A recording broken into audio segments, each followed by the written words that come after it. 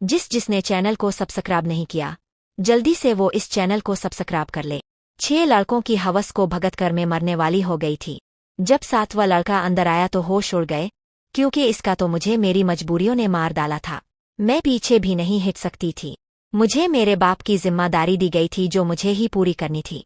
अगर मैं ऐसा ना कर पाती तो मेरी बहनें और मेरी माँ का दिल भी टूट जाता, और वो आखिरी उम्मीद की किरण भी जिसे मुझे मरकर भी निभाना ही था, जो मैं हर तरह की कोशिश के बावजूद भी नहीं कर पा रही थी। मेरा सोच कर बुरा हाल था कि अब ये कैसे होगा। फिर एक दिन मुझे कुछ लड़कों ने रात गुजारने पर मेरी मतलूबा रकम मुझे देने की ऑफर की, जो मुझे किसी सूरत भी मंजूर ना थी, ना ही इसके अलावा कोई और हल था। आखिर मुझे करना पड़ा। खुद को मारकर मैंने अपनी बहनों को उनकी मंजिल तक पहुंचा दिया था। मेरे साथ जो भी हुआ इसकी खबर का दर्द मेरे अलावा कोई नहीं जानता था। मैंने खुद को मार दिया था। अपनों के ख्वाब और उम्मीदें टूटने से बचा ली थीं।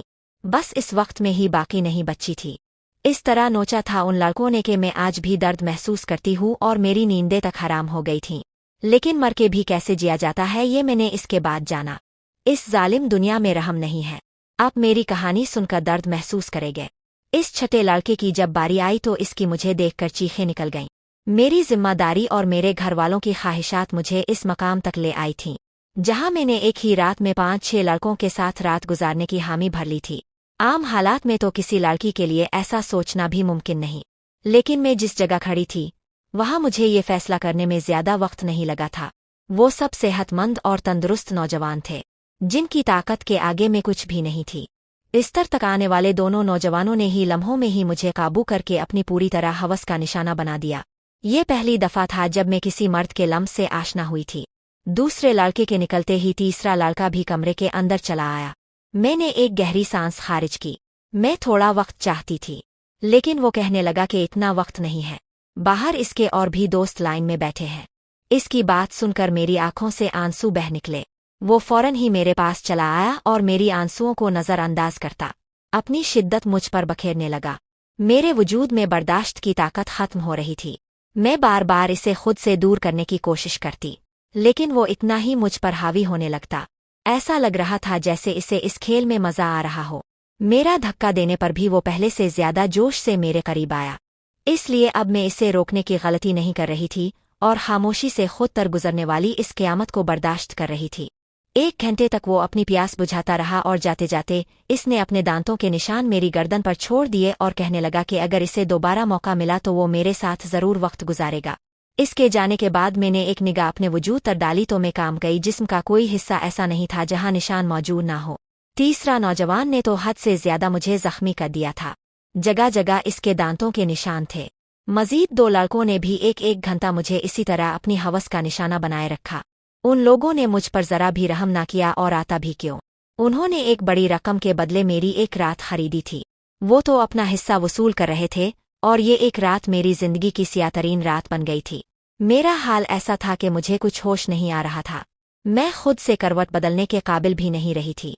आहिस्ता आहिस्ता तकलीफ से मेरी आंखें बंद होने लगी थी, और जब उन 5 लड़कों ने मुझे बताया कि उनका एक छठा दोस्त भी आ गया है, मुझ में इतनी हिम्मत भी बाकी नहीं बची थी कि मैं उन्हें इनकार कर पाती या मुजाहमत कर सकती। जैसे ही छठा लड़का कमरे में दाखिल हुआ और मेरे बिस्तर के करीब आया तो मुझे देखकर इसकी चीखें निकल गईं। वजह जानकर अब के भी रूंगटे खड़े हो जाएंगे। मेरा नाम अकरा था और मेरी उम्र सिर्फ 22 साल थी। मैंने ग्रेजुएशन कर रखी थी, लेकिन आज के दौर में ग्रेजुएशन कुछ भी नहीं होती। लोग मास्टर करके भी डिग्रियां हाथों में लिए सड़कों की धूल समेट रहे होते हैं। इस बात का सही तरीके से अंदाजा मुझे इस वक्त हुआ जब मैं नौकरी की तलाश के लिए निकली। हर कंपनी के आगे नौजवानों की एक बड़ी सी लाइन लगी होती जो अपनी बारी के मुंतजिर होते। ऐसे में मुझ जैसी लड़की की नौकरी कहाँ हो सकती थी, जिसके पास ना ही तजर्बा था ना ही कोई बड़ी डिग्री। मगर नौकरी ढूंढना मेरी अव्वलीन जरूरत बन चुकी थी, क्योंकि अब्बा के इंतकाल ने मेरी कमर तोड़ दी थी। अब्बा घर में वाहिद कमाने वाले थे और हम 3 बहन भाई घर में मौजूद थे। मेरी बड़ी बहन ने कोई तालीम हासिल नहीं की, इसलिए कमाने की जिम्मेदारी इसके बजाय मेरे कंधों पर आ गई थी। मैं घर से बाहर निकली तो मेरे होश ठिकाने आ गए। मैं तो बाहर की दुनिया को बहुत आसान समझ रही थी, लेकिन अब मुझे समझ आया था कि अब्बा कितने जतन करके हमारे लिए रोटी कमाते थे। मैं हमेशा ही अब्बा से इस बात पर नाराज रहती थी कि वो हमारी ख्वाहिशात पूरी नहीं करते। मेरी नाराजगी पर अब्बा का चेहरा हमेशा उतर जाता। बड़ी मोहब्बत से मुझे पुकार कर कहते हैं तो फिक्र ना कर, एक दिन तेरे भाग भी जाग उठेंगे। लेकिन मुझे वो दिन अपनी किस्मत में आता नजर नहीं आता था, और फिर एक रात अब्बा नींद में ही अल्लाह को प्यारे हो गए, और जब हम पर सुबह ये बात खिली कि अब्बा हमारे दरमियान नहीं रहे, तब हमें इस बात का एहसास हुआ कि अब्बा हमारे किस कदर अहम थे। जब तक वो हमारे सरों पर मौजूद थे, कम से कम दुनिया की हर बुरी नज़रों और रोटी जैसी बुनियादी ज़रूरियात से महरूम नहीं थे। अब्बा के इंतकाल के कुछ दिन तक तो पास पड़ोस वालों ने, खानदान वालों ने हमारी मदद की, और फिर आहिस्ता आहिस्ता सब अपनी जिंदगियों में मशगूल हो गए। आज के दौर में कौन किसका पेट पाल सकता है। मजबूरना मुझे ही नौकरी की तलाश के लिए घर से निकलना पड़ा, और मुझे समझ आ गया कि औरत के लिए बाहर की दुनिया किस कदर मुश्किल है। किसी कंपनी ने मुझे नौकरी नहीं दी थी। हर कंपनी के बाहर 1000 नौजवान पहले ही खड़े होते। मैंने स्कूलों का रुख किया तो ये देखकर मेरी हालत खराब हो गई कि आधे दिन से भी ज्यादा काम करने के इवज सिर्फ 6000 मिल रहे थे, जिसमें घर के बिल ही अदा हो पाते। इसमें भी हर स्कूल वाले मुझसे मेरा तजर्बा पूछते और मेरा मुंह खाली रह जाता। बहुत तलाश करने के बावजूद भी कोई नौकरी ना मिली तो मेरी एक दोस्त के भाई के तवस्सुत से मुझे एक फूड मॉल में वेटर की नौकरी मिल गई। ये शहर के एक इलाके में बना हुआ पीर साहिब का हाउस, जहां पर वक्त ही मर्दों का बहुत रश रहता था। काले रंग का चुस्त था।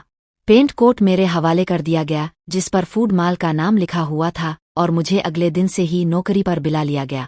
इस नौकरी के बड़े अजीब अजीब से तकाजे थे जो मुझे पूरे करने थे।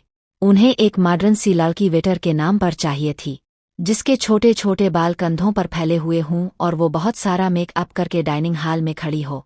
मैं यूनिफॉर्म अपने बैग में डालकर घर वापस लौट आई थी। मैं अभी तक फैसला नहीं कर पाई थी कि मुझे ये नौकरी करनी है या नहीं, क्योंकि ये मेरे लिए एक बहुत ही मुश्किल काम था।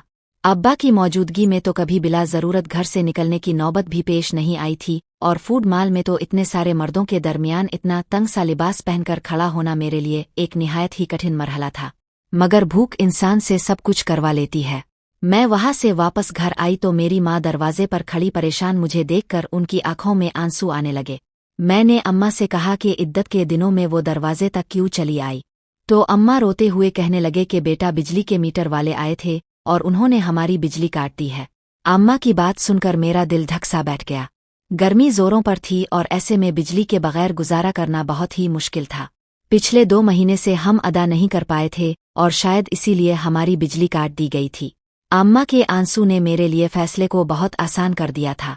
मैंने अम्मा को गिले लगाया और उन्हें बताया कि मुझे नौकरी मिल गई है और कल से मुझे नौकरी पर जाना है।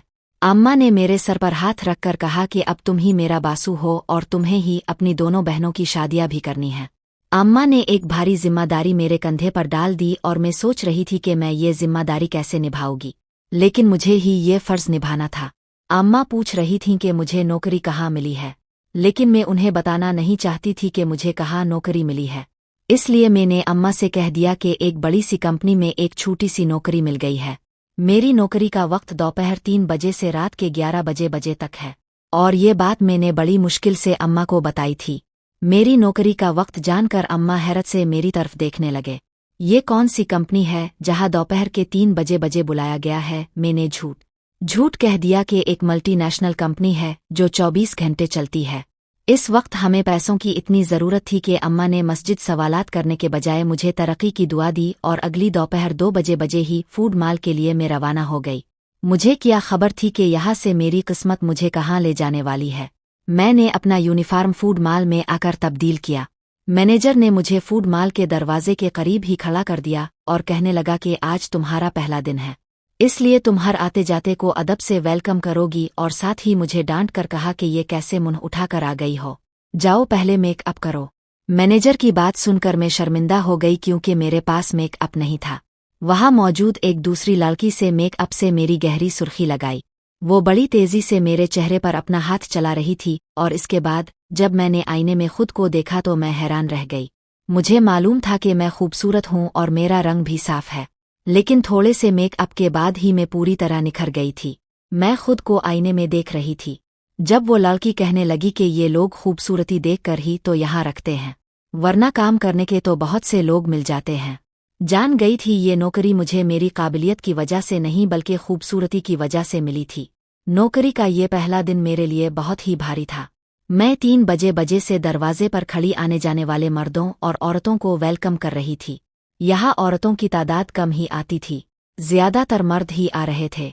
रात तक मेरे पैरों में बहुत ज्यादा दर्द हो चुका था और अभी मुझे वापस बसों के धक्के खाते हुए घर भी पहुंचना था। 12 बजे के करीब मैं घर पहुंची थी। अम्मा मेरे इंतजार में जाग रही थी। मैंने अम्मा के साथ बैठकर खाना खाया और फौरन ही बिस्तर पर लेट गई। मुझे अब्बा की बहुत याद आ रही थी। अब्बा मेरे सबसे ज्यादा नखरे उठाया करते थे। मैं हमेशा ही उनसे किसी न किसी बात पर उठ जाती थी। पैरों की तकलीफ से तड़पते तड़पते कब मुझे नींद आ गई, मुझे पता ही नहीं चला। अगले दिन मैं फिर दोपहर के 2 बजे घर से निकल गई। आज मुझे दरवाजे के पास खड़ा नहीं किया गया था, बल्कि आर्डर लेने का काम दिया गया था। ये काम मुझे थोड़ा आसान लगा और फिर कुछ ही देर में अंदाजा हो गया कि ये काम भी बिल्कुल भी आसान नहीं था। मैं जिसके पास भी आर्डर लेने के लिए जाती, अक्सर मर्द मुझे सर से पाँव तक देखते और मुस्कुराते, बदले में मुझे भी मुस्कुराहट का तबादला करना पड़ता, क्योंकि ये मेरी नौकरी का तकाजा था।